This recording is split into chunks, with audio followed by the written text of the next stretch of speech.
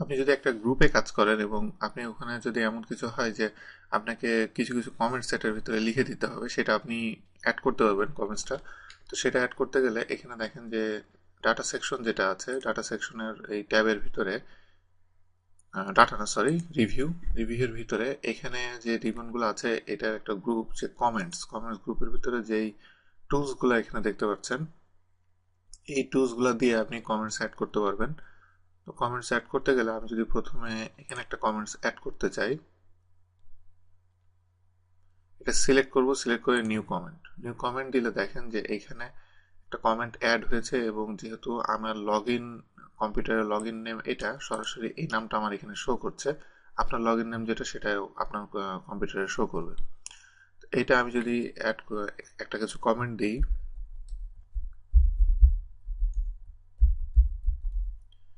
আমি এটা দেওয়ার পরে আমি এখান থেকে বাইরে চলে আসলাম। বাইরে চলে আসার পরে এখানে দেখেন যে এখানে ছোট্ট একটা লাল আইকন দেখাচ্ছে। এটা মানে হলো এই ঘরে একটা কমেন্টস লেখা আছে।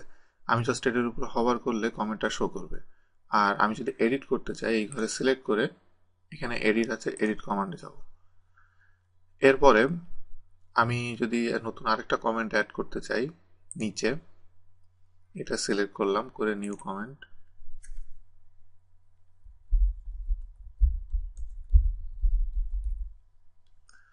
এটা অ্যাড করার পরে আমি এখান থেকে বের হয়ে গেলাম। এরপরে নিচে আরেকটা কমেন্ট আমি অ্যাড করছি।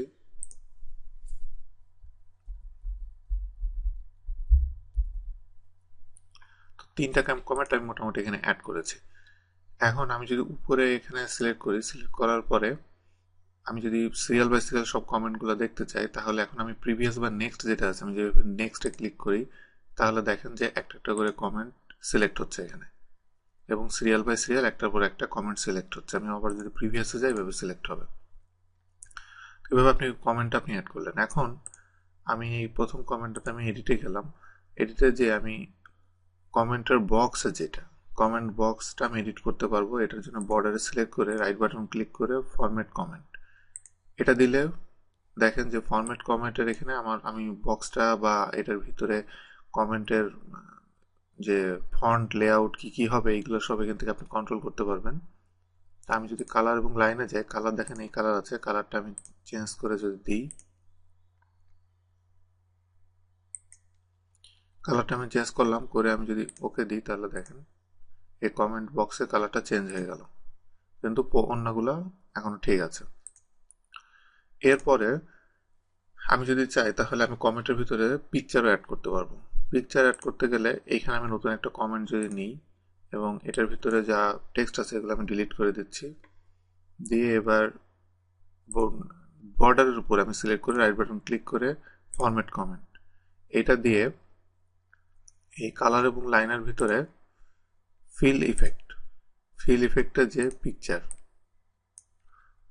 পিকচারের ভিতরে এই যে সিলেক্ট পিকচার যেটা আছে, এইখানে আমি একটা পিকচার আমি যদি অ্যাড করতে চাই, ইনসার্ট দিব, দিলে পিকচারটা এখানে চলে আসবে।